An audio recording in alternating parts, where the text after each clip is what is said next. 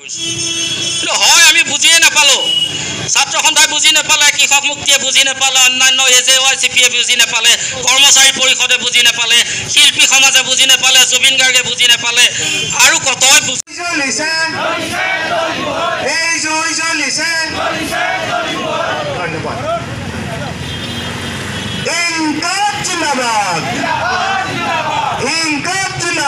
জাতি ভেটি ৰক্ষাৰ ক্ষেত্ৰত যিটো অংগীকাৰ লৈছিল সেই অংগীকাৰ সুৰক্ষিত কৰক।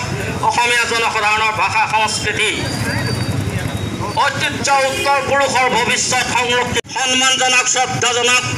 অন্যান্য উত্তৰ পূৰ্বাঞ্চলৰ ৰাজনৈতিক দলবিলাকে চৰকাৰৰ দলবিলাকে যিবিলাক আমাৰ এই চৰকাৰৰ সহযোগী দল আছে তেখেতসকলে চিভিল মিডিয়াই হওক এই পৰিৱেশৰ কাৰণে কোন দায়ী অসমৰ জনসাধাৰণে উপলব্ধি কৰিছে।